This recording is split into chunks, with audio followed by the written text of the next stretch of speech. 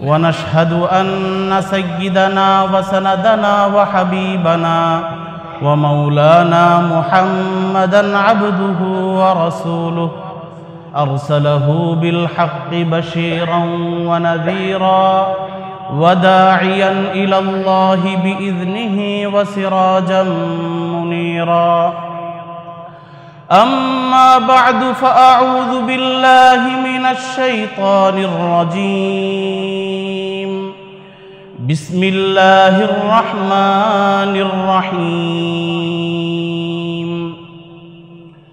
قل إن الموت الذي تفرون منه فإنه ملاقيكم ثم تردون إلى عالم الغيب والشهادة فينبئكم بما كنتم تعملون آمنت بالله صدق الله العظيم وصدق رسوله النبي الكريم ونحن على ذلك لمن الشاهدين والشاكرين والحمد لله رب العالمين محترم حاضرين আল্লাহ রব্বুল আলামিনের অসংখ্য শুকরিয়া যে আল্লাহ তাআলা আমাদেরকে দীর্ঘ এক সপ্তাহ পর জুমার নামাজ আদায়ের জন্য তার ঘরে একত্রিত হবার সুযোগ করে দিয়েছেন, তৌফিক দিয়েছেন। এই জন্য আমরা সকলেই হৃদয় গহীন থেকে মহান রব্বুল আলামিনের শুকরিয়া আদায় করি, আলহামদুলিল্লাহ। মুহতারাম, রাসূল আকরাম সাল্লাল্লাহু আলাইহি ওয়াসাল্লামের হিদায়াতের আলোকে আল্লাহ রব্বুল আলামিনের একটি আয়াতের ভিত্তিতে উলামায়ে কেরাম আমাদেরকে পরামর্শ দিয়েছেন যে যখনই আমরা আল্লাহ তাআলার পক্ষ থেকে কোনো ভালো কাজ করার সুযোগ প্রাপ্ত হব, কোনো নেক আমল করার সুযোগ পাবো, তখনই অন্তর থেকে আল্লাহ তাআলার শুকরিয়া আদায় করা উচিত। এর কারণ হলো যে কোনো নিয়ামত যখন তার শুকরিয়া আদায় করা হয়, আল্লাহ তাআলার পক্ষ থেকে একটা নিয়ামত পেলেই যখন সেটা শুকরিয়া আদায় করা হয়, তো আল্লাহ তাআলা সেই নিয়ামতকে বাড়িয়ে দেন। লা ইন শাকারতুম লা আযীদান্নাকুম ওয়া লা ইন কাফারতুম ইন্না আযাবী লাশাদীদ। আল্লাহ সুবহানাহু ওয়া তাআলার পক্ষ থেকে একদম সুস্পষ্ট ভাষায় আমাদের সামনে বিষয়টিকে উপস্থাপন করা হয়েছে। বলা হচ্ছে যখনই তোমরা আল্লাহ তাআলার নিয়ামতের শুকরিয়া আদায় করবে, আল্লাহ তাআলা বলতেছেন লা আযীদান্নাকুম, আমি সেই নিয়ামতটাকে অনেক গুণে বাড়িয়ে দিব। আর ওয়ালা ইন কাফারতুম, যদি তোমরা শুকরিয়া আদায় না করো, কৃতজ্ঞতা না করো, তাহলে কি হবে? আল্লাহ তাআলা বলছেন ইন্না আযাবী লাশাদীদ। একটা কথা মনে রাখবা, হয়তো আমি তাৎক্ষণিক শাস্তি দিব না, কিন্তু আমার শাস্তি কিন্তু অত্যন্ত ভয়ঙ্কর। যে কোনো সময় আল্লাহ সুবহানাহু ওয়া তাআলার পক্ষ থেকে পাকড়াও চলে আসবে, শাস্তি চলে আসবে। তো দেখেন, দুনিয়াতে আল্লাহ তাআলা আমাদেরকে যতগুলো নিয়ামত দিয়েছেন, তার মধ্যে অন্যতম বড় একটা নিয়ামত হলো নেক আমল করার তৌফিক। দুনিয়াতে আমাকে গাড়ি দিলেন, বাড়ি দিলেন, টাকা পয়সা দিলেন, অনেক কিছু দিলেন। এগুলোকে কিন্তু আমি উপভোগ করব দুনিয়াতেই। গাড়ি বাড়ি নিয়ে আমি কবরে যেতে পারবো না। কিন্তু নেক আমল যেটা আল্লাহ সুবহানাহু ওয়া তাআলা আমাকে দুনিয়াতে করার তৌফিক দিবেন, সেটার ফলাফল কিন্তু আমি কবরে শুয়েও পাবো, এবং যখন মৃত্যুর পরে হাসরের ময়দানে আমি উপস্থিত হব এবং আমার পক্ষে আল্লাহ সুবহানাহু ওয়া তাআলা ফয়সালা করবেন, তো সেই জান্নাতেও ইনশাআল্লাহ এই নেক আমলের ফায়দা আমি লাভ করতে থাকবো। এই জন্য মুহতারাম, নেক আমল এটা আল্লাহ সুবহানাহু ওয়া তাআলার অনেক বড় একটা নিয়ামত। অপরদিকে নেক আমল করতে না পারা, এটা কিন্তু আল্লাহ সুবহানাহু ওয়া তাআলার অনেক বড় একটা শাস্তি। এটাকে শাস্তি আমরা এই জন্য বলি, কারণ নেক আমল যদি আমি করতে না পারি, তাহলে স্বাভাবিকভাবে আখিরাতে আমি ধরা খেয়ে যাব, জান্নাতে যেতে পারবো না, জাহান্নামে আমাকে যেতে হবে। এই জন্য নেক আমল যখনই আমি করার সুযোগ পাবো, যদি আল্লাহ সুবহানাহু ওয়া তাআলা শুকরিয়া আদায় করি, তো আল্লাহ তাআলা এই নিয়ামত বাড়িয়ে দিবেন, মানে আরো নেক আমল করার তৌফিক দিবেন। আর যদি শুকরিয়া আদায় না করি, মনে মনে বলি কারুনের মতো যে এগুলো তো আমি আমার যোগ্যতায় করেছি, আল্লাহ তাআলা তৌফিক দেয় না, যদি আল্লাহ মাফ করুক, এমন কথা আমাদের অন্তরে চলে আসে বা এমন কথা আমরা দাবি করে বসি, তাহলে কিন্তু আল্লাহ তাআলা নেক আমলের তৌফিক উঠিয়ে নেবেন। নেক আমলের তৌফিক উঠিয়ে নেওয়া এটাও কিন্তু আল্লাহ তাআলার শাস্তি। এই বিষয়টা আমরা জেহেনে রাখবো। যে কোনো নেক আমল করার সুযোগ পাবো, আল্লাহ সুবহানাহু ওয়া তাআলা আমরা কৃতজ্ঞতা আদায় করব বেশি বেশি। কৃতজ্ঞতা আদায় করার অর্থ হলো মুখে আলহামদুলিল্লাহ পড়ে দিলাম এটা না, আসলে অন্তরে যখন আল্লাহ তাআলার প্রতি কৃতজ্ঞতা থাকবে, অন্তরকে যদি আমি আল্লাহ সুবহানাহু ওয়া তাআলার প্রতি ধাবিত করি এবং আল্লাহ তাআলার দিকে ধাবিত রেখে আমি শুকরিয়া আদায় করি, তখনই মূলত সেটা শুকরিয়া আদায় হবে। তো যাই হোক, যে কথা বলছিলাম, আল্লাহ সুবহানাহু ওয়া তাআলা কালামে মাজিদে আমাদেরকে একটা নির্দেশ দিয়েছেন, ইয়া আইয়ুহাল্লাযীনা আমানু ইযা নুদিয়া লিস-সালাতি মিন ইয়াউমিল জুমআহ ফাসআউ ইলা যিকরিল্লাহি ওয়া দারুল বাই' যালিকুম খায়রুল লাকুম ইন কুনতুম তা'লামুন। হে ঈমানদারগণ, হে ওই সকল ব্যক্তি যারা নিজেদেরকে ঈমানদার বলে দাবি করো, যারা এই কথার ঘোষণা দিয়েছ লা ইলাহা ইল্লাল্লাহ, আল্লাহ ছাড়া কোনো মাবুদ নাই, মুহাম্মাদুর রাসূলুল্লাহ, মুহাম্মদ সাল্লাল্লাহু আলাইহি ওয়াসাল্লাম হলেন আল্লাহর প্রেরিত রাসূল, এই স্বীকৃতি যারা দিয়েছ, যারা ঈমানদার, ইযা নুদিয়া লিস-সালাতি মিন ইয়াউমিল জুমআহ, যখন জুমার দিনে নামাজের জন্য আহ্বান করা হয়, ডাকা হয়, অর্থাৎ আজান দেয়া হয়। মুফাসসিরিনে ইকরাম সকলে একমত যে এই আজান বলতে জুমার আজানের কথা বলা হয়েছে। তো যখন জুমার আজান হয়ে যায় ফাসআউ ইলা যিকরিল্লাহ, তখন তোমরা আল্লাহ সুবহানাহু ওয়া তাআলা স্মরণের দিকে ছুটে আসো, অর্থাৎ মসজিদে ছুটে আসো নামাজের জন্য, এবং নামাজের আগে আল্লাহ সুবহানাহু ওয়া তাআলার পক্ষ থেকে যেসব আলোচনা হয়, যেসব উপদেশ দেয়া হয়, সেটার দিকে তোমরা ছুটে আসো। ওয়াজারুল বাই', এবং ক্রয় বিক্রয় করা তোমরা ছেড়ে দাও।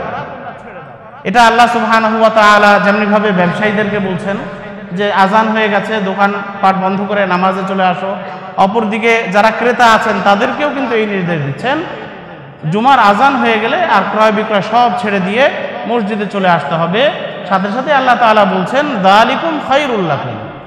দেখো, বাহ্যিকভাবে মনে হচ্ছে যে আমি যদি এখন দোকানটা বন্ধ করে দেই, অনেক কাস্টমার না পেয়ে চলে যাবে, আমার মনে হয় অনেক লস হয়ে যাবে।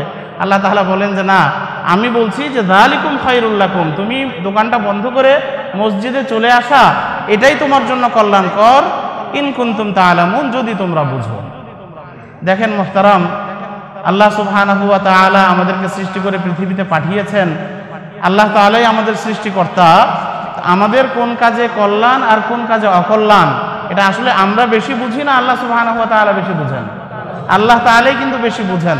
আল্লাহ তাআলাই এখানে আমাদেরকে বলছেন যে জুমার আজান হয়ে গেলে শুধু আসলে ক্রয় বিক্রয় না, উলামা একরাম বলেন এখানে অন্যান্য সকল কাজ, দুনিয়াবি যত কাজ আছে সব কাজ রেখে দিয়ে জুমার প্রস্তুতি নিয়ে মসজিদে চলে আসা উচিত, এবং এটাই হবে আমাদের জন্য কল্যাণকর। আমার হয়তো মনে হচ্ছে যে না, আমি যদি এখন আরও কিছুক্ষণ ব্যবসা করে নেই তাহলে হয়তো আমি বেশি লাভবান হব। কারো মনে হতে পারে যে আমি যদি ওই জিনিসটা কিনে নেই তাহলে হয়তো আমার সময়টা একটু সেভ হবে। কারো মনে হতে পারে আমি যদি এখানে এখন কিছু লেখালেখি করে আসি তাহলে হয়তো আমি একটু লাভবান হব। কিন্তু আল্লাহ সুবহানাহু ওয়া তাআলা বলছেন যে না না না, আমি যেটা বলছি তোমরা মসজিদে চলে আসো, এটাই তোমাদের জন্য কল্যাণকর। তো মুহতারাম, এটা আমরা সকলে আমাদের জেহনে রাখবো যে যখনই জুমার আজান হয়ে যাবে, জুমার আজান হয়ে যাওয়ার পরে আমরা সব ধরনের কাজ ছেড়ে দিয়ে জুমার প্রস্তুতি নিব এবং ইনশাআল্লাহ মসজিদের দিকে আমরা ছুটে আসব। এটাই আমাদের প্রতি আল্লাহ সুবহানাহু ওয়া তাআলার নির্দেশ। এবং যখন এটা আমরা করতে পারবো, তখন যেটা বলছিলাম শুরুতেই, আল্লাহ সুবহানাহু ওয়া তাআলা শুকরিয়া আদায় করব। আল্লাহ তাআলা শুকরিয়া যখন আদায় করব, তখন কিন্তু আল্লাহ তাআলা ভবিষ্যতেও এই জুমার নামাজে সঠিকভাবে উপস্থিত হওয়ার সুযোগ করে দিবেন। অন্যান্য যেসব নেক আমল আছে সে সকল নেক আমলেও আল্লাহ সুবহানাহু ওয়া তাআলা আমাদেরকে বেশি বেশি অংশগ্রহণ করার তৌফিক দান করবেন, যেটার জন্য ইনশাআল্লাহ আখিরাতে আমরা অনেক অনেক প্রতিদান পাব। মুহতারাম, আজকে যে বিষয়টা নিয়ে আমরা আলোচনা করব ইনশাআল্লাহ, সেটা হচ্ছে আজকে ডিসেম্বর মাসের 27 তারিখ। তো আমরা জানি যে অল্প কিছুদিনের মধ্যে ইনশাআল্লাহ এই বছরটা আমাদের শেষ হয়ে যাচ্ছে। 2024 সন যেটা এসেছিল এক বছর আগে, সেই বছরটা কিন্তু শেষ হয়ে যাচ্ছে। এবং স্বাভাবিকভাবে আমাদের সমাজে যেটা হয় যে একটা বছর যখন শেষ হয় আরেকটা বছরের শুরু হয়, তখন স্বাভাবিকভাবে এটাকে আমরা একটা উৎসবের আমরা কারণ বানাই এবং বিভিন্ন ধরনের উৎসব আমরা করে থাকি। শুধু ইংরেজি বর্ষই না, বাংলা নববর্ষ যখন আসে তখনও এই কাজটা আমরা করি, বিভিন্ন ধরনের উৎসবের আয়োজন করি। ইংরেজি নববর্ষ যখন আসে তখনও আমরা এই কাজটাই করি। তো দেখেন একটা একটা বছর আমাদের সামনে আমাদের থেকে চলে যাচ্ছে এবং আমরা হিসাব করছি যে আমাদের বয়সটা বাড়ছে এবং এই হিসাবে আমরা এটাকে একটা উৎসবের আয়োজন করি এবং বিভিন্ন ধরনের কর্মকাণ্ড আমরা করি, এমন এমন কাজও করি শরীয়তের সাথে যেটার কোনো ধরনের সম্পর্ক নেই। তো ওই কাজগুলো, গান বাজনা করা, অন্যায় করা, অশ্লীল কাজ করা, এই বিষয়গুলো এটা তো একটা আলাদা কাজ, এটা তো আমরা সকলেই বুঝি এটা অত্যন্ত মন্দ কাজ, গর্হিত কাজ। কিন্তু যখন একটা বছর শেষ হয়ে নতুন একটা বছর শুরু হয় তখন আসলে আমাদের কি করা উচিত, এই বিষয়টাকে কিভাবে ফিকির করা উচিত, রাসূল আকরাম সাল্লাল্লাহু আলাইহি ওয়াসাল্লাম এই বিষয়ে আমাদেরকে কি হিদায়াত দিয়েছেন, এই বিষয় নিয়ে ইনশাআল্লাহ আজকে সংক্ষেপে আলোচনা করার তৌফিক চেষ্টা করব ইনশাআল্লাহ। আল্লাহ সুবহানাহু ওয়া তাআলা তৌফিক দান করুন, আমিন। দেখেন মুহতারাম, দুনিয়াতে যখন আমরা জন্মগ্রহণ করে এসেছি, জন্মগ্রহণের মাধ্যমে আমার দুনিয়ার জীবনটা শুরু হয়ে গেল, তখন স্বাভাবিকভাবেই আমার জীবনে বিভিন্ন ধরনের সম্ভাবনা আছে। বাবা মা আশা করেন যে আমার ছেলে বড় হয়ে, কেউ আশা করেন যে বড় ইঞ্জিনিয়ার হবে, কেউ আশা করেন বড় হয়ে বড় ডাক্তার হবে, কেউ আশা করেন যে অনেক বড় ব্যবসায়ী হবে। বিভিন্ন ধরনের আশা এই ছোট সন্তানটাকে ঘিরে আমাদের থাকে। আমরাও যখন ছোট ছিলাম আমাদেরকে কেন্দ্র করে আমাদের বাবা মা, আত্মীয় স্বজন বিভিন্ন ধরনের এরকম চিন্তা ভাবনা করেছেন, বিভিন্ন ধরনের আশাবাদ ব্যক্ত করেছেন। কিন্তু একটা সন্তান জন্মগ্রহণ করার পরে সে কি বড় হয়ে ডাক্তার হবে, না ইঞ্জিনিয়ার হবে, না ব্যবসায়ী হবে, না কি হবে, সব কিছুই কিন্তু অনিশ্চিত একটা বিষয়। কোনো বিষয় কিন্তু আসলে নিশ্চিত না। এই কথাও নিশ্চিত না যে এ বড় হতে পারে আল্লাহ মাফ করুক, ছোট বয়সেই সে মৃত্যুবরণ করে দুনিয়া থেকে চলে যাবে, এই সম্ভাবনাও আছে। তো আমরা জন্মগ্রহণ করার পরে আমাদের ব্যাপারে যত কিছু ভাবা হয় কোনোটাই কিন্তু নিশ্চিত না। একটা বিষয় শুধু এমন যে বিষয়টা প্রত্যেক বনি আদম দুনিয়া আসার সাথে সাথেই একেবারে সুনিশ্চিত রূপে আমরা বলে দিতে পারি। কোন বিষয়টা? সেটা হচ্ছে একদিন এই ছেলেটাকে, এই বাচ্চাটাকে মৃত্যুবরণ করতে হবে। আমরা দুনিয়া আসার পরে সবচেয়ে বড় বিষয়টা হচ্ছে মৃত্যু। জন্মগ্রহণ করার পরে আমি কি হব কোনোটাই আসলে নিশ্চিত না, মৃত্যুবরণ করতে হবে এটাই নিশ্চিত। তাহলে দেখা যায় মুহতারাম, আমরা অন্যান্য যত কিছু ভাবি, কেউ ডাক্তার হবে ভাবেন, তার জন্য অনেক পড়ালেখা করতে হয়, ইঞ্জিনিয়ার হওয়ার ফিকির করলেও অনেক পড়ালেখা করতে হয়, বড় ব্যবসায়ী হতে হলেও অনেক পরিশ্রম করতে হয়। তো সব কিছু যেগুলো অনিশ্চিত বিষয়, যেগুলো আমি হতে পারবো কিনা সেটা অনিশ্চিত, সেটার জন্য আমি এত পরিশ্রম করছি। কিন্তু যেটা মৃত্যু, এবং আমরা যেহেতু মুসলিম আমরা বিশ্বাস করি যে মৃত্যুটাই আমার জীবনের শেষ না, মৃত্যুর মাধ্যমে আসলে আমার আসল জীবন শুরু হয়ে গেল। মুসলমানদের কি বিশ্বাস? মৃত্যুবরণ করলাম, আমার দুনিয়ার জীবনটা শেষ হলো, দুনিয়ার জীবন শেষ হয়ে আখিরাতের জীবনের সূচনা হলো। এবং মুসলমানদের কাছে রাসূল আকরাম সাল্লাল্লাহু আলাইহি ওয়াসাল্লাম যে বিষয়টা আমাদের সামনে উপস্থাপন করেছেন যে দুনিয়ার জীবনের চেয়ে আখিরাতের জীবনটাই মুখ্য হয়। দুনিয়ার জীবন তো আমাদের 60 থেকে 70 বছর, আর আখিরাতের জীবন কত বড়? সূরা নাজিআতের শেষ আয়াতে আল্লাহ সুবহানাহু ওয়া তাআলা একটা উপমা দিয়ে আমাদের সামনে উপস্থাপন করেছেন, কাআন্নাহুম ইয়াওমা ইয়ারাউনাহা লাম ইয়ালবাথু ইল্লা আশিয়াতান আও দুহাহা। আল্লাহ তাআলা বলেন যেদিন কিয়ামত সংঘটিত হয়ে যাবে, কিয়ামত সংঘটিত হওয়ার পরে সকল বনি আদমকে আবার আল্লাহ তাআলা পুনরায় জীবিত করে হাসরের ময়দানে উপস্থিত করবেন, তখন সেদিনের ভয়াবহতার কারণে সবার কাছেই মনে হতে থাকবে যে দুনিয়ার যে জীবনটা আমি যাপন করে এসেছি, কেউ হয়তো 60 বছর বেঁচেছি, কেউ হয়তো 70 বছর। আল্লাহ তাআলা বলেন লাম ইয়ারাউনা ইল্লা আশিয়াতান আও দুহাহা, সবার কাছেই মনে হবে হয়তো একটা সকাল আমি বেঁচেছিলাম দুনিয়াতে, অথবা একটা সন্ধ্যা বেঁচেছিলাম। অর্থাৎ পুরো দুনিয়ার জীবনটাকে ওই আমাদের আখিরাতের দিবসের তুলনায় একটা সকাল বা একটা বিকাল মনে হবে। তাহলে মুহতারাম, এই বিশাল আখিরাত, যে আখিরাত আমাদের সামনে পড়ে আছে এবং মৃত্যুর মাধ্যমেই মূলত আমাদের সেই আখিরাতের জীবনটা শুরু হচ্ছে, তো সেই আখিরাতের জন্য আমাদের কতটুকু প্রস্তুতি গ্রহণ করা দরকার সেটা তো খুব ভালোভাবেই এখন থেকে আমাদের চিন্তা ভাবনা শুরু করা উচিত। দেখেন মুহতারাম, দুনিয়ার জীবনটাকে কিন্তু এখন আমাদের মোটামুটি মনে হচ্ছে আমরা অনেক দিন তো দুনিয়াতে বেঁচে থাকলাম, অনেক কিছুই আমরা উপভোগ করেছি, কিন্তু পুরোটাই কিন্তু আখিরাতের তুলনায় আল্লাহ সুবহানাহু ওয়া তাআলা বলছেন এক সকাল বা এক বিকাল। তো সেই বিশাল জীবনের জন্য আমাদেরকে কিন্তু এখন থেকেই প্রস্তুতি গ্রহণ করতে হবে। এখন থেকেই যদি আমরা প্রস্তুতি গ্রহণ করতে পারি, তাহলেই আল্লাহ সুবহানাহু ওয়া তাআলার সামনে যখন আমি দাঁড়াবো, আল্লাহ তাআলার সামনে দাঁড়িয়ে যখন আমাকে হিসাব দিতে হবে, তখন আমি পুঙ্খানুপুঙ্খ রূপে বা সঠিকভাবে আমি হিসাব দিতে পারবো। আর যদি আমার দুনিয়ার জীবনটা আমি আমার মন মতো কাটিয়ে দেই, আল্লাহ তাআলা যেভাবে আমাকে চলতে বলেছেন সেভাবে আমি না চলি, রাসূল আকরাম সাল্লাল্লাহু আলাইহি ওয়াসাল্লাম যেভাবে আমাকে দুনিয়ার জীবনটা কাটাতে বলেছেন সেভাবে আমি না কাটাই, তাহলে মুহতারাম, যখন আল্লাহ সুবহানাহু ওয়া তাআলার সামনে আমি দাঁড়াবো, তখন কিন্তু কোনো ধরনের হিসাব আমি আল্লাহ সুবহানাহু ওয়া তাআলার সামনে দিতে পারবো না। তখন অনেক অনেক পেরেশানি আমাকে গ্রাস করবে। এবং স্বাভাবিকভাবে মানুষের স্বভাবটাই এমন, মানুষ যখন দুনিয়ার জীবনে থাকে, মানুষ দুনিয়ার জীবনে থাকলে অন্যান্য সব কিছু, পরের সব কিছু মানুষ ভুলে থাকে। আখিরাত একদিন আসবে, মৃত্যু একদিন আসবে, মৃত্যুটাই হলো সবচেয়ে সুনিশ্চিত বিষয়, এটা আসবে, মানুষ কিন্তু এটা ভুলে থাকে। আল্লাহ সুবহানাহু ওয়া তাআলাও এটা জানেন খুব ভালোভাবে। এজন্য আল্লাহ সুবহানাহু ওয়া তাআলা কিছু নিদর্শন আমাদেরকে দিয়ে দিয়েছেন। সেই নিদর্শনগুলো আল্লাহ সুবহানাহু ওয়া তাআলা আমাদেরকে এই জন্যই দিয়েছেন যেন আমরা মৃত্যুকে ভুলে না থাকি, মৃত্যুর কথা আমাদের বারবার স্মরণে আসে। কি সেই বিষয়? দেখেন মুহতারাম, আল্লাহ সুবহানাহু ওয়া তাআলার একটা অত্যন্ত গুরুত্বপূর্ণ একটা নিদর্শন হচ্ছে এই যে প্রত্যেক দিন আমরা যত পরিশ্রম করি না কেন, দিনের শেষে একসময় আমাদেরকে ঘুমের কোলে আত্মসমর্পণ করতে হয়। সবাই আমরা কিন্তু একসময় ঘুমিয়ে পড়ি, এমন কেউ নাই যে না ঘুমিয়ে থাকতে পারে। হয়তো কোনো ব্যস্ততার কারণে কোনো দিন হয়তো লাগাতার আমি 24 ঘন্টা ঘুমালাম না, কিন্তু 24 ঘন্টা পরে বা আরও পরে আমাকে একসময় ঘুমের কোলে আত্মসমর্পণ করতেই হয়। আর যদি আমি স্বাভাবিক জীবন যাপন করি, তাহলে স্বাভাবিক কথা রাত্রে 10টা-11টার দিকে আমি খাবার দাবার খেয়ে ঘুমিয়ে পড়ি, আবার ফজরের সময় আমি উঠি। তো প্রত্যেক দিনই এই ঘুমের কোলে আমাকে আত্মসমর্পণ করতে হয়। তো আল্লাহ সুবহানাহু ওয়া তাআলা কালামে মাজিদে আমাদেরকে পরিষ্কার ভাষায় বলে দিয়েছেন, এই যে ঘুম, এটা আল্লাহ সুবহানাহু ওয়া তাআলা একে তো আমাদের ক্লান্তি দূর করার জন্য দিয়েছেন, ঘুমালে সব ধরনের ক্লান্তি আল্লাহ তাআলা আমাদের দূর করে দেন।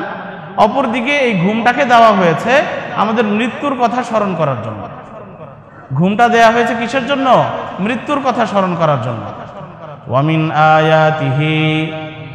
ومن آياته منامكم بالليل والنهار وابتغاؤكم من فضله إن في ذلك لآيات لقوم يسمعون। আল্লাহ তাআলা বলেন যে দুনিয়াতে তো আমি তোমাদেরকে অনেক অনেক নিদর্শন দিয়েছি, আমার একটা গুরুত্বপূর্ণ নিদর্শন হলো যে আমি তোমাদেরকে দিনে এবং রাতে ঘুম দিয়েছি।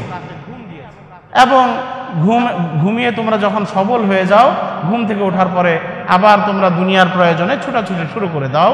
এই যে ঘুম, আল্লাহ তাআলা বলেন যারা আল্লাহ তাআলার উপদেশ শোনে তাদের জন্য এটার মধ্যে অনেক বড় নিদর্শন রয়েছে। কি নিদর্শন? আমরা জানি যে রাসূল আকরাম সাল্লাল্লাহু আলাইহি ওয়াসাল্লাম আমাদেরকে শিখিয়ে দিয়েছেন, যখন আমরা ঘুমাতে যাই তখন কি দোয়া পড়ি? আল্লাহুম্মা বিসমিকা আমুতু ওয়া আহইয়া। আবার যখন আমরা ঘুম থেকে উঠি তখন কি পড়ি? আলহামদুলিল্লাহিল্লাযী আহইয়ানা বা'দা মা আমাতানা ওয়া ইলাইহিন নুশুর।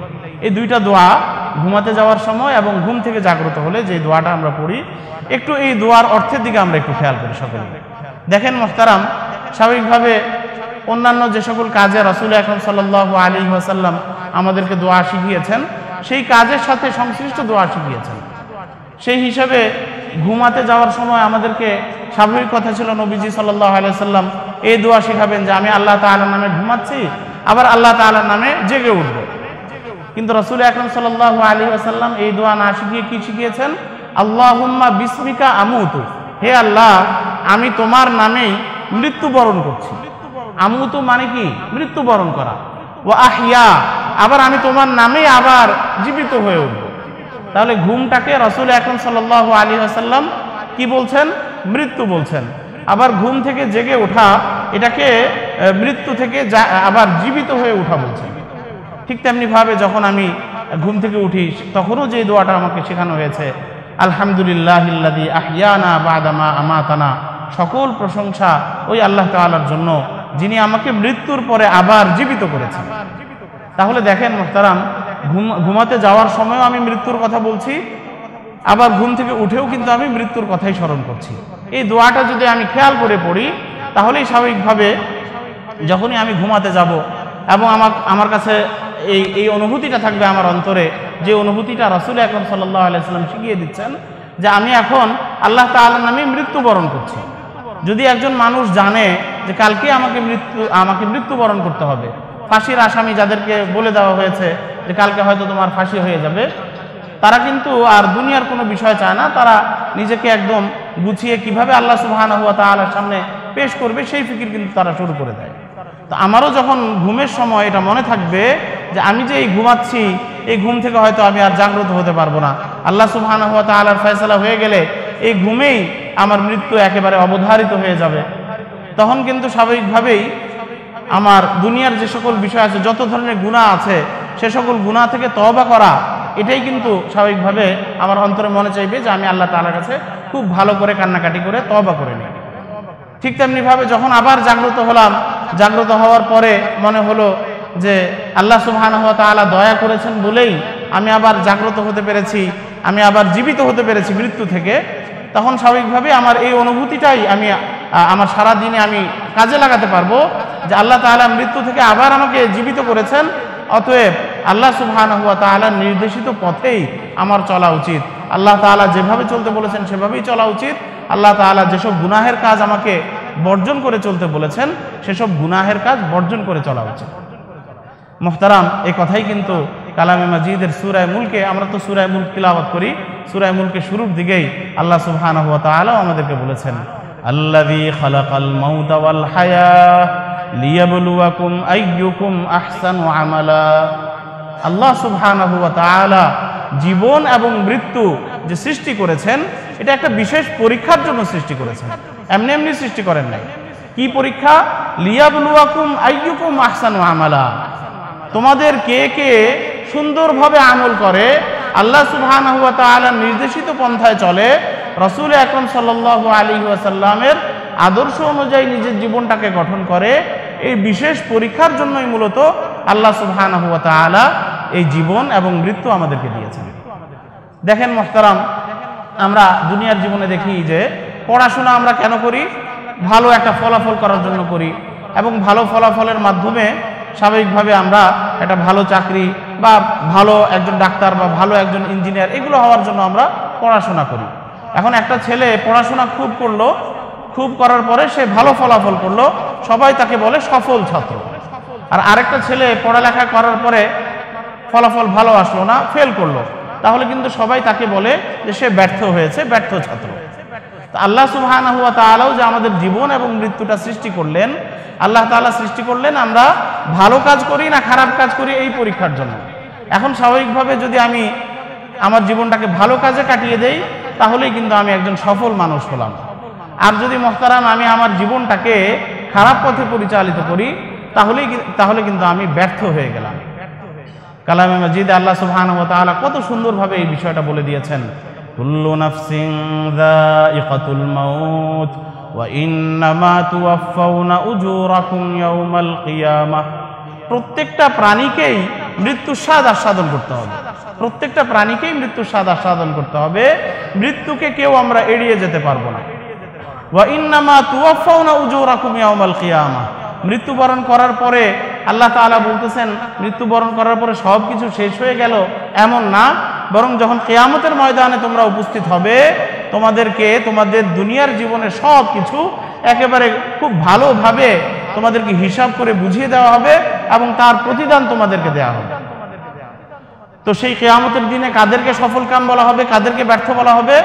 ফামান যুহজিহা আনিন নার ওয়া উদখিলাল জান্নাহ ফাকাদ ফাজ ওয়া মাল হায়াতুদ দুনিয়া ইল্লা মাতাউল গুরুর। আল্লাহ সুবহানাহু ওয়া তাআলা বলছেন, দেখো কাল কিয়ামতের ময়দানে যাদেরকে জাহান্নাম থেকে দূরে সরিয়ে দেওয়া হবে, ওয়া উদখিলাল জান্নাহ, এবং জান্নাতে প্রবেশ করানো হবে, ফাকাদ ফাজ, তারাই মূলত সফল কাম হয়েছে। তাহলে দেখেন সফলতার মানদণ্ড কিন্তু আল্লাহ তাআলা বলে দিচ্ছেন। সফলতার মানদণ্ড হলো যে আমি জান্নাতে যেতে পারলাম কিনা, জাহান্নাম থেকে মুক্তি পেলাম কিনা। যদি আমি জান্নাতে যেতে পারি এবং জাহান্নাম থেকে মুক্তি লাভ করতে পারি, তাহলেই কিন্তু আমাকে সফল মানুষ বলা হবে। আর যদি আল্লাহ মাফ করুন আমাকে জাহান্নামে যেতে হয়, জাহান্নামের শাস্তি ভোগ করতে হয়, তাহলে কিন্তু আমি ব্যর্থ মানুষ। এই জন্য মুহতারাম, হযরত ওমর রাদিয়াল্লাহু তাআলা আনহু আমাদেরকে পরামর্শ দিয়েছেন যে হাসিবু ক্বাবলা আন তুহাসাবু। যখন মৃত্যুবরণ করব তখন তো স্বাভাবিকভাবে আমার হিসাব নেওয়া হবে, আল্লাহ তাআলা হিসাব নেবেন। তো আল্লাহ তাআলা সেই হিসাব দেওয়ার আগেই তুমি নিজেই নিজের হিসাব করো, তুমি নিজেই নিজের হিসাব করো। আমরা তো আলহামদুলিল্লাহ সবাই, অধিকাংশ মানুষই ব্যবসায়ী। আমরা জানি একজন মানুষ হয়তো কিছু টাকা নিয়ে ব্যবসা বাণিজ্য শুরু করলো, নিয়মিত কিন্তু হিসাব রাখতে হয়। হিসাব না করে যদি শুধু ব্যবসা করতে থাকে, আল্লাহ মাফ করুন, এক সময় দেখা যাবে যে পুঁজিটাও হয়তো চলে গেছে। আর যদি কেউ নিয়মিত হিসাব করে, লস হয়েছে, কোন জায়গায় লস হলো সেটা দেখে, সেটা কিভাবে সেটা থেকে উত্তীর্ণ হওয়া যায় সেই ফিকির রাখে, কোন জায়গায় লাভ হচ্ছে সেটা খেয়াল করে এবং সেখানে আরও বেশি বিনিয়োগ করে, এভাবে হিসাব করে যে ব্যবসায়ী চলে তিনি কিন্তু সফল ব্যবসায়ী হন। আর যে হিসাব ছাড়া এমনিতেই করতে থাকে, বাস কোন দিক থেকে টাকা আসলো, কোন দিকে খরচ করলো, কোনো হিসাব নিকাশ ওনার নাই, তাহলে কিন্তু একসময় উনি ধরা খেয়ে যান। কাউকে আল্লাহ তাআলা বাঁচিয়ে দিলে সেটা ভিন্ন কথা, কিন্তু সাধারণত এমনটাই আমরা দেখি। তো আল্লাহ সুবহানাহু ওয়া তাআলা, হযরত ওমর রাদিয়াল্লাহু আনহু আমাদেরকে এই পরামর্শ দিচ্ছেন যে দেখো তোমরা নিয়মিত নিজেদের হিসাব নিকাশ করো। আমি যেভাবে চলছি, আমি যেই কাজগুলো করছি, এটা কি আমি জান্নাতে যাওয়ার কাজ করছি না জাহান্নামে যাওয়ার করছি? আমার আমলনামাগুলো কি বেশি ভারী হচ্ছে না আমার গুনাহের পাল্লাটা বেশি ভারী হচ্ছে? যদি আমি নিয়মিত এই হিসাব করি, রাসূল আকরাম সাল্লাল্লাহু আলাইহি ওয়াসাল্লাম যেমনিভাবে রাত্রিতে ঘুমোতে যাওয়ার আগে আমাদেরকে মৃত্যুর কথা স্মরণ করিয়ে দিচ্ছেন, আল্লাহুম্মা বিসমিকা আমুতু ওয়া আহইয়া। তো ঘুমানোর আগেই যদি আমি একটু হিসাব নিকাশ করি যে আমার জীবনে আজকের দিনটা কেমন গেল, আজকে কি আমি ভালো কাজ বেশি করেছি না খারাপ কাজ বেশি করেছি? খারাপ কাজ যেগুলো হয়ে গেছে সেগুলোর জন্য আল্লাহ সুবহানাহু ওয়া তাআলার কাছে ক্ষমা চাই। ভালো কাজ যেগুলো হয়ে গেছে সেগুলোর ব্যাপারে আরও প্রতিজ্ঞা করি যে এই ভালো কাজগুলোকে আরও বাড়ানোর চেষ্টা করব। ঠিক তেমনিভাবে যখন ঘুম থেকে জাগ্রত হলাম, আলহামদুলিল্লাহিল্লাযী আহইয়ানা বা'দা মা আমাতানা ওয়া ইলাইহিন নুশুর, এই দোয়া পড়লাম। এই অনুভূতি আমার অন্তরে আসলো যে এই মৃত্যু থেকে আল্লাহ সুবহানাহু ওয়া তাআলা আমাকে আবার পুনরায় জীবিত করেছেন। আল্লাহ তাআলার প্রতি কৃতজ্ঞতায় মনটা ভরে আসলো এবং এই প্রতিজ্ঞা করলাম যে আল্লাহ, আপনার নির্দেশিত পন্থায় আমি আমার জীবনটাকে পরিচালিত করব। গুনাহের কাজ অতীতে যেগুলো হয়ে গেছে সেগুলোর জন্য আমি আপনার কাছে ক্ষমা চাচ্ছি এবং আমি এখন থেকে ঠিকভাবে চলবো। এভাবে মুহতারাম প্রত্যেক দিন যদি আমরা হিসাব করে চলি এবং প্রত্যেক দিন যদি এভাবে মৃত্যুর কথা আমরা স্মরণে রাখতে পারি, তাহলেই কিন্তু মুহতারাম ওই আল্লাহ সুবহানাহু ওয়া তাআলা যে মানদণ্ড আমাদেরকে দিয়ে দিয়েছেন সেই মানদণ্ডে আমরা সফল কাম হব, অর্থাৎ জান্নাতের আমলগুলো করতে পারবো, জাহান্নামের আমলগুলো থেকে নিজেকে আমি দূরে রাখতে পারবো। দেখেন মুহতারাম, রাসূল আকরাম সাল্লাল্লাহু আলাইহি ওয়াসাল্লাম, এই জন্যই তিরমিজি শরীফে একটা হাদিস রাসূল আকরাম সাল্লাল্লাহু আলাইহি ওয়াসাল্লামের উপস্থাপন করা হয়েছে। হযরত আবু হুরায়রা রাদিয়াল্লাহু তাআলা আনহু থেকে বর্ণিত, নবীজি সাল্লাল্লাহু আলাইহি ওয়াসাল্লাম ইরশাদ করেছেন, আকসিরু যিকরা হাদিবিল লাযযাত ইয়ানি আল মাউত, যে তোমরা একটা বিষয়কে খুব বেশি বেশি স্মরণ করো। কোন বিষয়? হাদিমিল লাযযাত, যেই জিনিসটা তোমার দুনিয়ার জীবনের যাবতীয় কামনা বাসনাকে নিঃশেষ করে দিবে। সেটা কি? সেটা হলো মৃত্যু। মৃত্যু এমন একটা জিনিস যে আমার দুনিয়ার জীবনের সকল কামনা বাসনা এটার সামনে এসে আত্মসমর্পণ করে। আমি হয়তো আশা করছি যে কালকে অমুক কাজটা আমি করব, কিন্তু দেখা গেল আজকে আমার মৃত্যুর পরোয়ানা চলে আসলো। ওয়ালাই ইউআখিরাল্লাহু নাফসান ইযা জাআ আজালুহা ওয়াল্লাহু খাবীরুম বিমা তা'মালুন। আল্লাহ তাআলা বলেন যে একজনের মৃত্যুর নির্ধারিত সময় যখন চলে আসে, লা ইউআখিরাল্লাহ, আল্লাহ তাআলা বিন্দু পরিমাণ সময়ও বিলম্ব করেন না। ঠিক যেই মুহূর্তে মৃত্যুর কথা লেখা আছে, আল্লাহ সুবহানাহু ওয়া তাআলা লিখে রেখেছেন, সেই মুহূর্তে আল্লাহ সুবহানাহু ওয়া তাআলা মৃত্যু দিয়ে দিবেন। এই জন্যই অন্য আয়াতে আল্লাহ সুবহানাহু ওয়া তাআলা আমাদেরকে পরামর্শ দিয়েছেন, ইয়া আইয়ুহাল্লাযীনা আমানুত্তাকুল্লাহা হাক্কা তুকাতিহি ওয়া লা তামুতুন্না ইল্লা ওয়া আনতুম মুসলিমুন। হে ঈমানদারগণ, ইত্তাকুল্লাহা হাক্কা তুকাতিহি, তোমরা আল্লাহ সুবহানাহু ওয়া তাআলাকে ভয় করো যেমন ভয় করা উচিত। আল্লাহ তাআলাকে কেমন ভয় করা উচিত সেটা তো অনেক লম্বা আলোচনা, সেদিকে আজকে যাব না। তো যেমন ভয় করা উচিত আল্লাহ সুবহানাহু ওয়া তাআলাকে তেমন তোমরা ভয় করো। ওয়ালা তামুতুন্না ইল্লা ওয়া আনতুম মুসলিমুন, এবং পরিপূর্ণ মুসলিম হওয়া ছাড়া তোমরা মৃত্যুবরণ করো না। পরিপূর্ণ মুসলিম হওয়া ছাড়া মৃত্যুবরণ করো না। দেখেন আল্লাহ তাআলা বলতেছেন মুসলিম হওয়া ছাড়া মৃত্যুবরণ করো না। তো মৃত্যু তো আর আমি ইচ্ছা করলেই যখন আমি চাইবো তখন আল্লাহ তাআলা মৃত্যু দিবেন, বিষয়টা এমন না। আল্লাহ তাআলা যখন চাইবেন তখনই আমার মৃত্যু হবে। তার মানে হচ্ছে প্রত্যেক মুহূর্তেই আমাকে পরিপূর্ণ মৃত্যুর জন্য প্রস্তুত থাকতে হবে এবং প্রত্যেক মুহূর্তে আমাকে ওই পূর্ণাঙ্গ মুসলিম থাকতে হবে। মুসলিম অর্থ কি? মুসলিম বা ইসলামের মূল অর্থ হচ্ছে আত্মসমর্পণ করা। ইসলামের অর্থ হচ্ছে কি? আত্মসমর্পণ করা, অর্থাৎ আল্লাহ তাআলার বিধানের সামনে আত্মসমর্পণ করব, রাসূল আকরাম সাল্লাল্লাহু আলাইহি ওয়াসাল্লামের সুন্নতের সামনে আত্মসমর্পণ করব। আত্মসমর্পণ মানে নবীজি যেভাবে চলতে বলেছেন, আল্লাহ পাক যেভাবে চলতে বলেছেন সেভাবেই চলবো।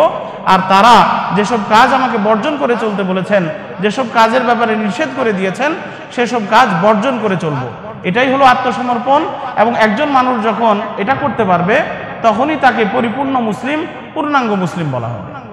আর যদি এমন হয় যে আমার যেটা মনে চাচ্ছে সেটা করছি, নামাজ আজকে পড়তে মনে চাচ্ছে তো নামাজ পড়লাম, মনে চাচ্ছে না, আলসেমি লাগছে তো নামাজ পড়লাম না, রোজা রাখতে মনে চাচ্ছে রাখলাম, মনে চাচ্ছে না রাখলাম না, একটা গুনাহের কাজ করতে মনে চাচ্ছে তো হুট করে গুনাহের কাজ শুরু করে দিলাম, যদি মোহতারাম এভাবে চলতে থাকে তাহলে মোহতারাম এটাকে পূর্ণাঙ্গ মুসলিম বলা হবে না। এবং আল্লাহ সুবহানাহু ওয়া তাআলা দুনিয়ার জীবনে আমাকে পাঠিয়ে যে পরীক্ষাটা আমার থেকে নিতে চাচ্ছেন সেই পরীক্ষায় আমি কিন্তু ফেল করে ফেললাম। আহাসিবান নাসু আন ইউতরাকু আন ইয়াকুলু আমান্না ওয়া হুম লা ইফতানুন। আল্লাহ সুবহানাহু ওয়া তাআলা বলেন যে আমরা তো সকলেই যারা মুসলমান স্বাভাবিকভাবে জুমার নামাজ আদায় করতে এসেছি, সকলেই তো আমরা এখানে মুসলিম, সকলেই আমরা লা ইলাহা ইল্লাল্লাহের স্বীকৃতি দিয়েছি। লা ইলাহা ইল্লাল্লাহ অর্থ কি? আল্লাহ ছাড়া কোনো ইলাহ নেই, আল্লাহ ছাড়া কোনো মাবুদ নাই। তার মানে আল্লাহর বিধানকেই আমি নিজের জীবনে বাস্তবায়ন করব, অন্য কারো বিধানকে আমি আমার নিজের জীবনে বাস্তবায়ন করব না। আল্লাহ সুবহানাহু ওয়া তাআলা যেসব কাজ আমাকে ছাড়তে বলেছেন সেসব কাজ আমি বর্জন করে চলব। তো আল্লাহ তাআলা বলেন যে লা ইলাহা ইল্লাল্লাহ, এটা তো অনেকেই মুখে মুখে বলে, কিন্তু মানুষ কি কথা ধারণা করে? আহাসিবান নাস আন ইউতরাকু আন ইয়াকুলু আমান্না ওয়া হুম লা ইফতানুন, যে সে মুখে মুখে শুধু বলল যে আমি ঈমান এনেছি, আর আল্লাহ সুবহানাহু ওয়া তাআলা কোনো ধরনের পরীক্ষা নেওয়া ছাড়া তাকে এমনি এমনি ছেড়ে দিবে, মানুষ কি এই কথা মনে করে? ওয়ালাকাদ ফাতান্নাল্লাযীনা মিন ক্বাবলিহিম ফালায়ালামান্নাল্লাহুল্লাযীনা সাদাকু ওয়ালা ইয়ালামান্নাল কাযিবিন। সাথে সাথে আল্লাহ সুবহানাহু ওয়া তাআলা এই কথাও বলে দিচ্ছেন, দেখো শুধু তোমাদের থেকে না, তোমাদের আগে যে সকল মানুষরা এই দুনিয়াতে পদার্পণ করেছিল, যারা দুনিয়াতে এসেছিল, আমি তাদের থেকেও পরীক্ষা নিয়েছি। পরীক্ষা নিয়ে কি হয়েছে? যখন তারা এই দুনিয়া থেকে চলে গেছে, আল্লাহ সুবহানাহু ওয়া তাআলার সামনে তখন এই বিষয়টা একদম সুস্পষ্ট হয়ে গেছে যে কারা কারা সত্য বলেছে আর কারা কারা মিথ্যা বলেছে। ফালা ইয়ালামান্নাল্লাহুল্লাযীনা সাদাকু ওয়ালা ইয়ালামান্নাল কাযিবিন। মুফাসসিরিন ইকরাম বলেছেন যে এখানে লিয়ালামান্নাল্লাহুর অর্থ হচ্ছে আল্লাহ তাআলা সবার সামনে স্পষ্ট করে দিবেন কাল কিয়ামতের ময়দানে যে এরা লা ইলাহা ইল্লাল্লাহ বলেছে এবং সত্য বলেছে, অর্থাৎ আল্লাহ তাআলাকেই তারা একমাত্র মাবুদ হিসেবে স্বীকৃতি দিয়েছে এবং সেভাবেই নিজেদের জীবনটাকে গঠন করেছে। আবার কিছু লোককে আল্লাহ তাআলা আলাদা করে দিবেন যে এরা হচ্ছে ওই সকল লোক যারা মুখে মুখে লা ইলাহা ইল্লাল্লাহ বলেছে ঠিকই, কিন্তু বাস্তবে লা ইলাহা ইল্লাল্লাহকে তারা পালন করেনি, তারা নিজেরা যেভাবে মনে চেয়েছে সেভাবেই চলেছে, আল্লাহর কোনো বিধানের তোয়াক্কা তারা করেনি। মুহতারাম, যেহেতু এখনো আল্লাহ সুবহানাহু ওয়া তাআলা আমাদেরকে হায়াতে রেখেছেন, আমরা জানি না কে কখন আল্লাহ তাআলার দরবারে চলে যাবে। এমনও আমাদের হয়তো অনেকেই আছি, কারো আমাদের এই গ্যারান্টি নেই যে আসরের নামাজ আবার আমরা মসজিদে এসে পড়তে পারবো, কখন আল্লাহ সুবহানাহু ওয়া তাআলার ডাক চলে আসে। এই জন্য রাসূল আকরাম সাল্লাল্লাহু আলাইহি ওয়াসাল্লাম যেটা আমাদেরকে বলেছেন যে মৃত্যুর কথা বেশি বেশি স্মরণ করো, অর্থাৎ মৃত্যুকে তোমরা সব সময় নিজেদের সামনে রাখো, যে কোনো সময় মৃত্যু চলে আসতে পারে, এই অনুভূতি আমাদের অন্তরে রাখতে হবে। এবং যখন এই অনুভূতি আমার অন্তরে থাকবে তো স্বাভাবিকভাবেই মৃত্যুর জন্য যেই কাজটা করা দরকার সেই কাজটাই আমরা করব। মৃত্যুর জন্য কি কাজ করা দরকার? এক নম্বরে স্বাভাবিকভাবে মৃত্যুর পরবর্তী জীবনের জন্য যে কাজটা আমাকে করতে হবে যে আল্লাহ সুবহানাহু ওয়া তাআলার তাকওয়া অর্জন করতে হবে। তাকওয়া বলা হয় আল্লাহ তাআলার ভয়, অর্থাৎ দুনিয়ার প্রত্যেকটা কাজেই আমার অন্তরে আল্লাহর ভয় থাকতে হবে। আল্লাহর ভয় যদি আমার থাকে তাহলে যে সকল ইবাদত আছে সে সকল ইবাদত আমরা করলাম, যে সকল কাজকে আমরা দুনিয়াবি কাজ মনে করি সেগুলোর মধ্যেও আল্লাহ তাআলার যে বিধানগুলো আছে সেই বিধানগুলোর বাস্তবায়ন আমরা করব, তাহলেও সেগুলোকেও আল্লাহ সুবহানাহু ওয়া তাআলা ইবাদত হিসেবে কবুল করে নেবেন ইনশাআল্লাহ। যেমন একটা উদাহরণ দিতে পারি, ব্যবসা বাণিজ্য করা। বাহ্যিকভাবে আমাদের কাছে এটাই মনে হয় যে এটার মাধ্যমে তো আমরা আমাদের জীবিকা নির্বাহ করছি, দুনিয়াবি টাকা পয়সা আমরা অর্জন করছি।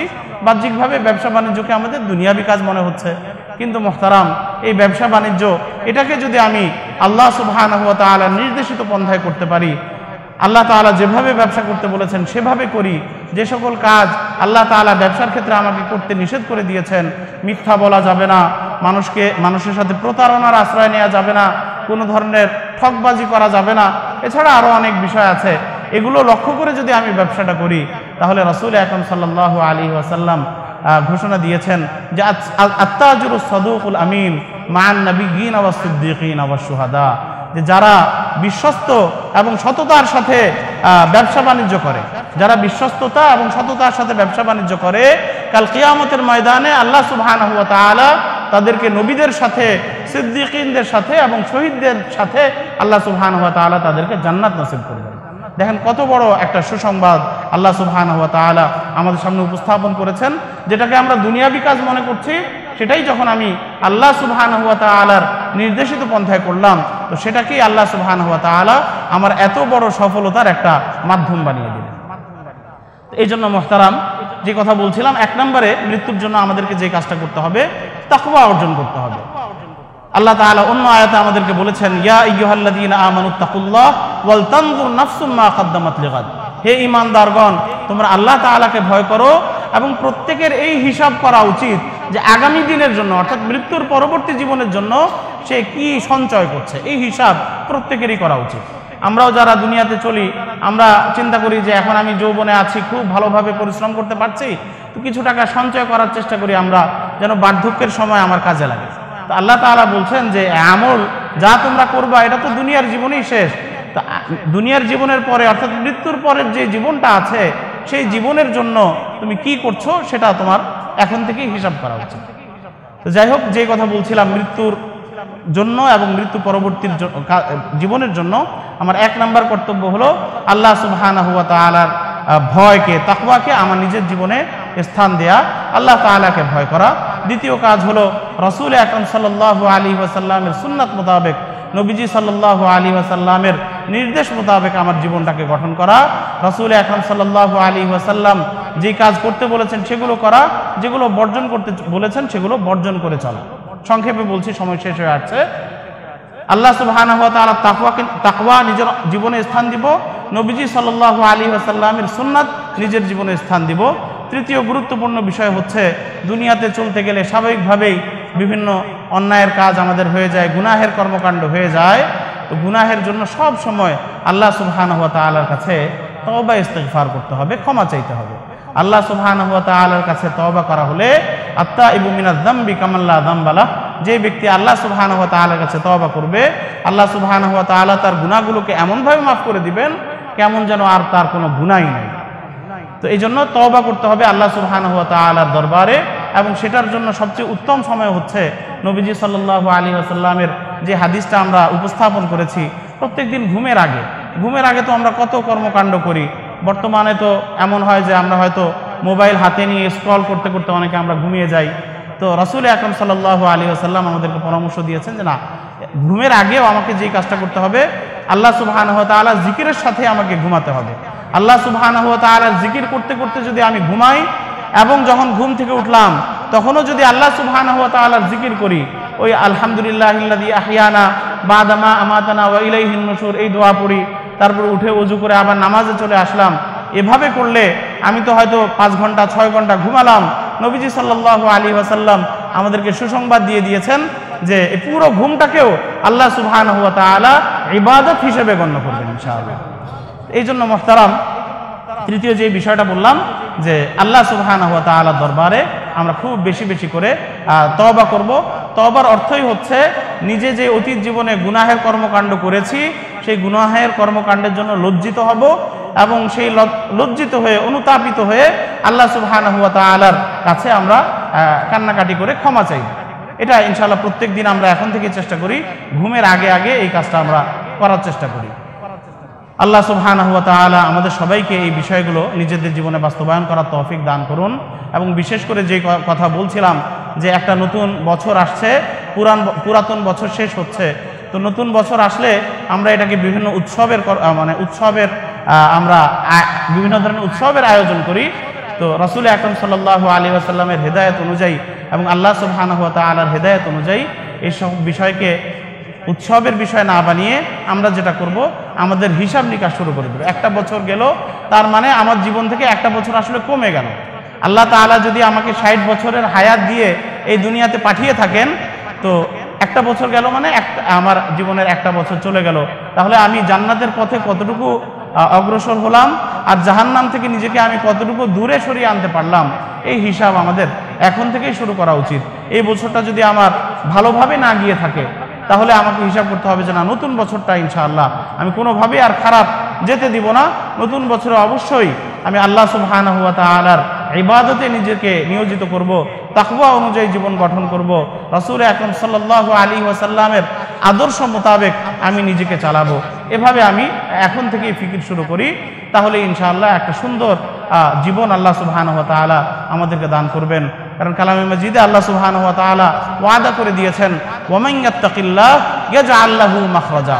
যারা আল্লাহ সুবহানাহু ওয়া তাআলাকে ভয় করে, আল্লাহ সুবহানাহু ওয়া তাআলার ভয় করে নিজেকে তাকওয়া অনুযায়ী চালায়, আল্লাহ সুবহানাহু ওয়া তাআলা বলেন যে আল্লাহ তাআলা তাদেরকে সব ধরনের পেরেশানি থেকে আল্লাহ সুবহানাহু ওয়া তাআলা নাজাত দিয়ে দিবেন। আলা ইন্না আউলিয়া আল্লাহ লা খাউফুন আলাইহিম ওয়া লা হুম ইয়াহজানুন আল্লাযীনা আমানু ওয়া কানু ইয়াত্তাকুন। আল্লাহ তাআলা বলতেছেন, দেখো দুনিয়ার জীবনে যারা আউলিয়া হতে পারে, যারা আল্লাহ তাআলার বন্ধুতে পরিণত হতে পারে, লা খাউফুন আলাইহিম ওয়া লা হুম ইয়াহজানুন, দুনিয়াতেও তাদের কোনো পেরেশানি থাকবে না, আখিরাতেও তাদের কোনো পেরেশানি থাকবে না। তারা কারা? আল্লাযীনা আমানু ওয়া কানু ইয়াত্তাকুন, যারা ঈমান এনেছে, ওয়া কানু ইয়াত্তাকুন, এবং যারা আল্লাহ সুবহানাহু ওয়া তাআলার তাকওয়া অর্জন করতে পেরেছে, আল্লাহ তাআলাকে ভয় করেছে।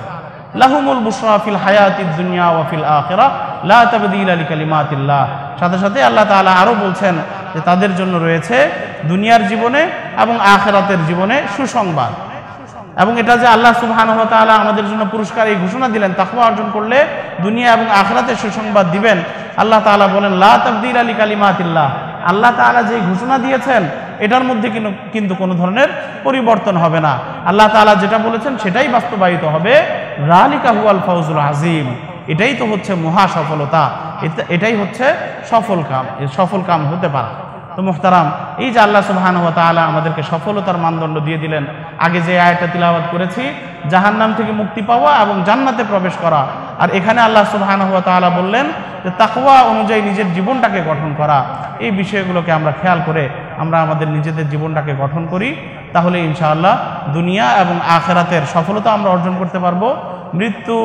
মৃত্যু নামক যে বিষয়টাকে আমরা অত্যন্ত ভয় করি, স্বাভাবিকভাবে মৃত্যু থেকে আমরা সব সময় পলায়ন করতে চাই, মৃত্যু হবে এটা জানলে আমরা অনেক ভীত হয়ে দূরে সরে আসি। তো এই মৃত্যুর জন্য আমাদেরকে প্রস্তুতি গ্রহণ করে এমন করতে হবে যে আল্লাহ সুবহানাহু ওয়া তাআলা যখনই আমাকে মৃত্যু দিবেন, তখনই আমি একেবারে নিজেকে পূর্ণাঙ্গ রূপে আল্লাহ সুবহানাহু ওয়া তাআলার সামনে পেশ করতে পারবো। এই প্রস্তুতি আমরা এখন থেকে নেওয়ার চেষ্টা করি। আল্লাহ সুবহানাহু ওয়া তাআলা আমাদের সবাইকে তৌফিক দান করুন।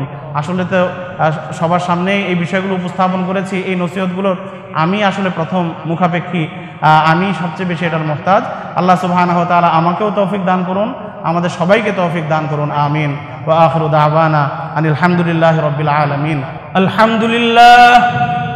আলহামদুলিল্লাহি আলিয়িজ যাত আযীমিস সিফাতি সামিয়িস সিমাতি কাবীরিশ শান জলিলিল কদরি রফিইজ যিকরি মুতাইল আমরি জালিগিল বুরহান ফখীমিল ইসমি গযীরিল ইলমি কাসীরিল হিলমি আমিমিল ইহসান শাদীদিল ইকাবি আলীমিল আযাবি সারীইল হিসাবি আজিজিস সুলতান। আশহাদু আল লা ইলাহা ইল্লাল্লাহু ওয়াহদাহু লা শারীকা লাহু ফিল খালকি ওয়াল আমর ওয়া আশহাদু আন্না সাইয়্যিদানা ওয়া সানাদানা ওয়া হাবিবানা ওয়া মাওলানা মুহাম্মাদান আবদুহু ওয়া রাসূলুহু المبعوث إلى الأسود والأحمر.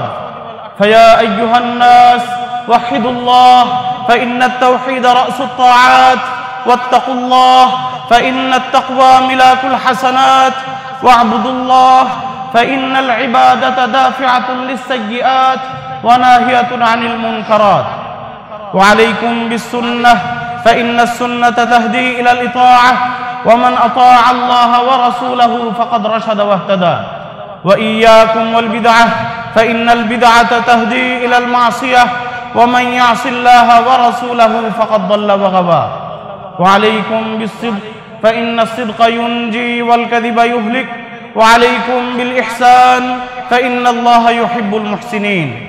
وعليكم بمراقبة الله فلا تكونوا من الغافلين، ولا تحبوا الدنيا فتكونوا من الخاسرين، ولا تقنطوا من رحمة الله فإنه أرحم الراحمين.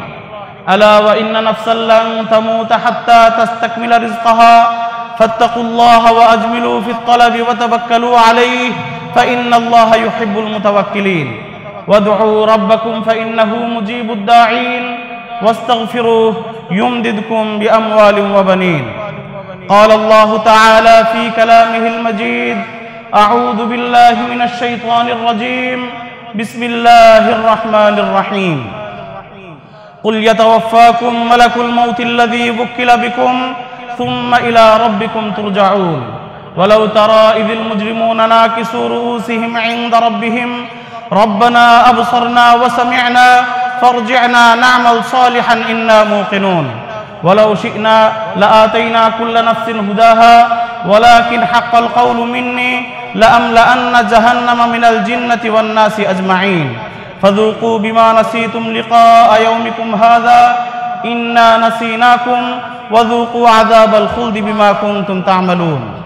بارك الله لنا ولكم في القرآن العظيم، ونفعنا وإياكم بالآيات والذكر الحكيم. إنه تعالى جواد كريم ملك بر رؤوف رحيم. أقول قولي هذا وأستغفر الله لي ولكم ولسائر المسلمين من كل ذنب وخطيئة فاستغفروه إنه هو الغفور الرحيم.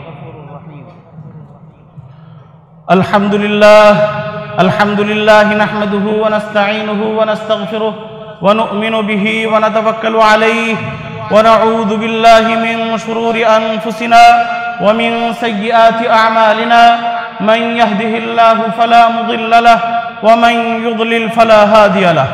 ونشهد أن لا إله إلا الله وحده لا شريك له، ونشهد أن سيدنا وسندنا وحبيبنا ومولانا محمدا عبده ورسوله أرسله بالحق بشيرا ونذيرا بين يدي الساعة. من يطع الله ورسوله فقد رشد، ومن يعص الله ورسوله فإنه لا يضر إلا نفسه ولا يضر الله شيئا. أعوذ بالله من الشيطان الرجيم. بسم الله الرحمن الرحيم. إن الله وملائكته يصلون على النبي يا أيها الذين آمنوا صلوا عليه وسلموا تسليما. اللهم صل على محمد عبدك ورسولك، وصل على المؤمنين والمؤمنات والمسلمين والمسلمات، وبارك على محمد وأزواجه وذريته. قال النبي صلى الله عليه وسلم: أرحم أمتي بأمتي أبو بكر، وأشدهم في أمر الله عمر، وأصدقهم حياء عثمان، وأقضاهم علي. وفاطمة سيدة نساء أهل الجنة، والحسن والحسين سيدا شباب أهل الجنة، وحمزة أسد الله وأسد رسوله. اللهم اغفر للعباس وولده مغفرة ظاهرة وباطنة لا تغادر ذنبا. رضوان الله تعالى عليهم أجمعين، وعلى جميع الصحابة ومن تبعهم وتابعيهم بإحسان إلى يوم الدين. واغفر اللهم لجميع المؤمنين والمؤمنات والمسلمين والمسلمات الأحياء منهم والأموات، إنك سميع قريب مجيب الدعوات يا رب العالمين. اللهم اهدنا فيمن هديت، وعافنا فيمن عافيت، وتولنا فيمن توليت، وبارك لنا فيما أعطيت، وقنا واصرف عنا برحمتك شر ما قضيت، فإنك تقضي ولا يقضى عليك، إنه لا يذل من واليت ولا يعز من عاديت، تباركت ربنا وتعاليت. اللهم انصر من نصر دين محمد صلى الله عليه وسلم واجعلنا منهم، واخذل من خذل دين محمد صلى الله عليه وسلم ولا تجعلنا معهم. اللهم أيد الإسلام والمسلمين، اللهم أعز الإسلام والمسلمين، واخذل الكفرة واليهود والنصارى والهنود والمشركين الذين يصدون عن سبيلك ويكذبون رسلك ويقاتلون أولياءك. اللهم شتت شملهم، اللهم مزق جمعهم، اللهم دمر ديارهم، اللهم خرب بيوتهم، اللهم أنزل بهم بأسك الذي لا ترده عن القوم المجرمين. اللهم خذهم أخذ عزيز مقتدر قهار. عباد الله رحمكم الله، إن الله يأمر بالعدل والإحسان وإيتاء ذي القربى وينهى عن الفحشاء والمنكر والبغي يعظكم لعلكم تذكرون. قال الله تعالى: فاذكروني أذكركم واشكروا لي ولا تكفرون. الله أكبر. الحمد لله رب العالمين الرحمن الرحيم مالك يوم الدين، إياك نعبد وإياك نستعين، اهدنا الصراط المستقيم، صراط الذين أنعمت عليهم غير المغضوب عليهم ولا الضالين.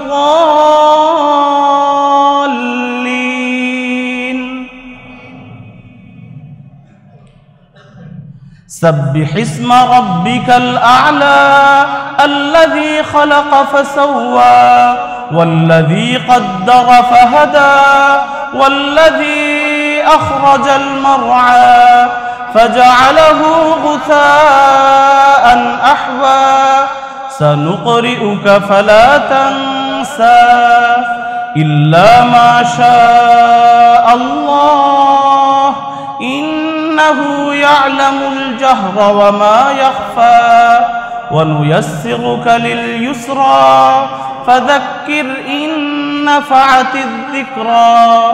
سيذكر من يخشى ويتجنبها الأشقى الذي يصلى النار الكبرى ثم لا يموت فيها ولا يحيا. قد أفلح من تزكى وذكر اسم ربه فصلى. بل تؤثرون الحياة الدنيا والآخرة خير وأبقى. إن هذا لفي الصحف الأولى صحف إبراهيم وموسى. الله أكبر. سمع الله لمن حمده. الله أكبر. الله أكبر. الله أكبر. الله أكبر. الحمد لله رب العالمين الرحمن الرحيم مالك يوم الدين، إياك نعبد وإياك نستعين، اهدنا الصراط المستقيم، صراط الذين أنعمت عليهم غير المغضوب عليهم ولا الضالين.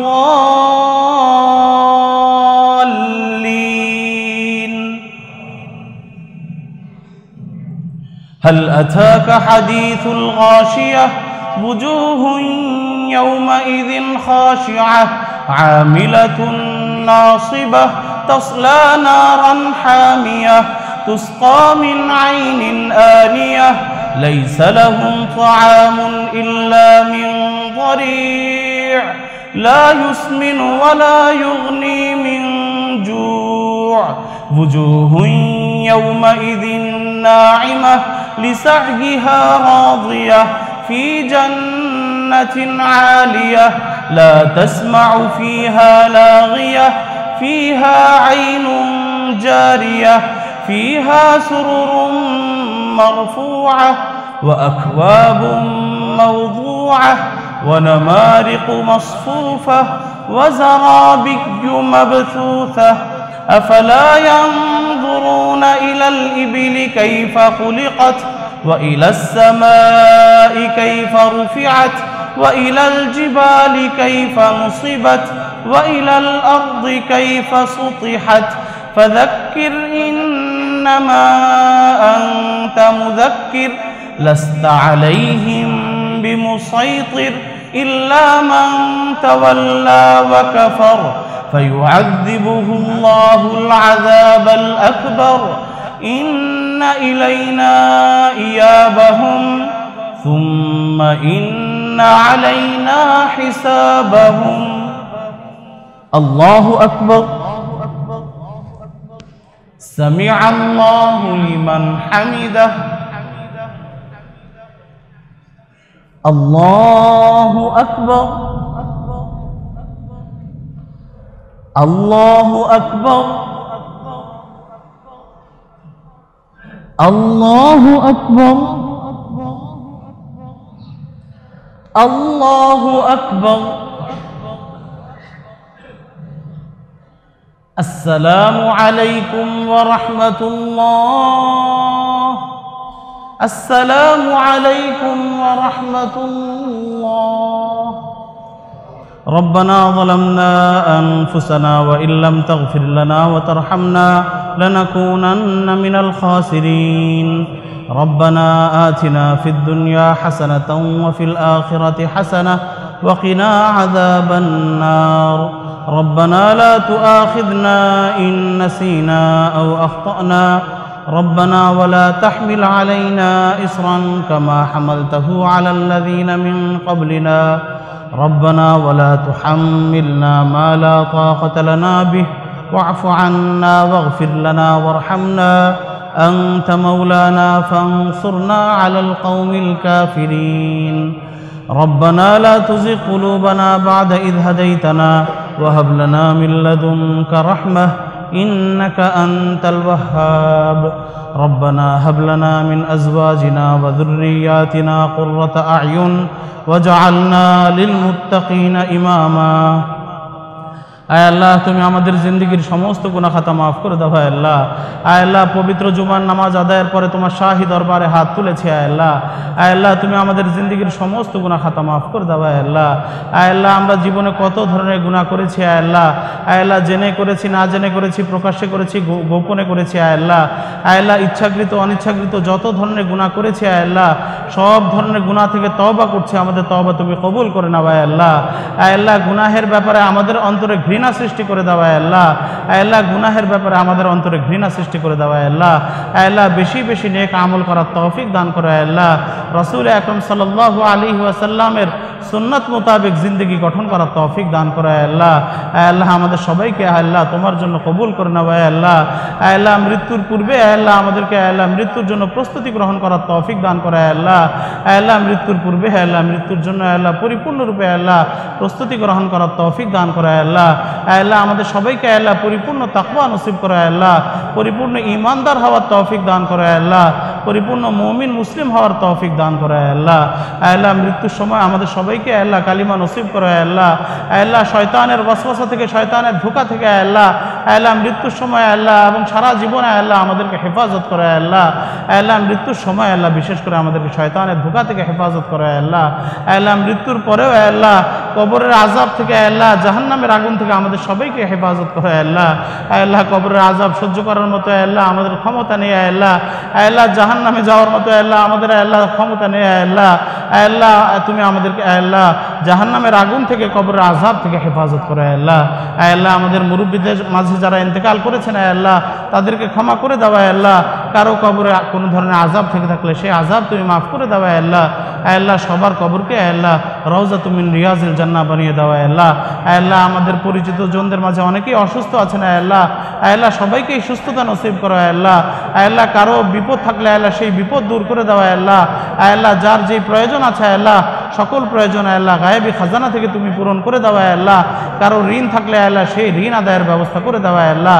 আয় আল্লাহ হালাল রিজিকের মধ্যে আমাদেরকে বরকত নসিব করো আয় আল্লাহ। হারাম থেকে আমাদের সবাইকে হেফাজত করো আয় আল্লাহ। হারাম থেকে আমাদের সবাইকে হেফাজত করো আয় আল্লাহ। আয় আল্লাহ আমরা যারা ব্যবসায়ী আছি আয় আল্লাহ, আয় আল্লাহ আমরা যেন আয় আল্লাহ সততার সাথে আয় আল্লাহ বিশ্বস্ততার সাথে আয় আল্লাহ রাসূল আকরাম সাল্লাল্লাহু আলাইহি ওয়াসাল্লামের আয় আল্লাহ নির্দেশিত পন্থায় ব্যবসা বাণিজ্য করে সফলতা অর্জন করতে পারি সেই তৌফিক নসিব করো আয় আল্লাহ। আয় আল্লাহ আমাদের দেশকে তুমি কবুল করে নাও আয় আল্লাহ। আয় আল্লাহ সব ধরনের ফিতনা ফাসাদ থেকে হেফাজত করো আয় আল্লাহ।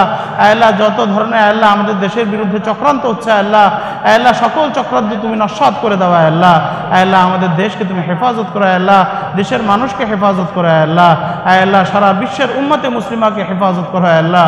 আয় আল্লাহ বিশ্বের নানা প্রান্তে আয় আল্লাহ মুসলমানরা নির্যাতিত আয় আল্লাহ সবাইকেই তুমি হেফাজত করো আয় আল্লাহ। আয় আল্লাহ যা কিছু তোমার কাছে চেয়েছি আয় আল্লাহ সেগুলো আমাদের জন্য নসিব করো আয় আল্লাহ। আয় আল্লাহ যা কিছু চাইতে পারিনি কিন্তু আমাদের প্রয়োজন আয় আল্লাহ সেগুলোও তুমি আমাদের জন্য নসিব করো আয় আল্লাহ। আয় আল্লাহ অনেকেই আমাদের কাছে দোয়া চেয়েছেন আয় আল্লাহ। আয় আল্লাহ কে কোন উদ্দেশ্যে চেয়েছেন আয় আল্লাহ সেটা তো আমাদের মনে নেই আয় আল্লাহ। আয় আল্লাহ তোমার কাছে তো আয় আল্লাহ সব কিছু আয় আল্লাহ তুমি তো সব কিছুই জানো আয় আল্লাহ। আয় আল্লাহ তুমি সবার মনের নেক মাকসাদগুলো আয় আল্লাহ পূরণ করে দাও আয় আল্লাহ। আয় আল্লাহ তুমি সবার নেক মাকসাদগুলো পূরণ করে দাও আয় আল্লাহ। সুবহান রাব্বিকা রাব্বিল ইজ্জাতি আম্মা ইয়াসিফুন ওয়া সালামুন আলাল মুরসালিন ওয়ালহামদুলিল্লাহি রাব্বিল আলামিন।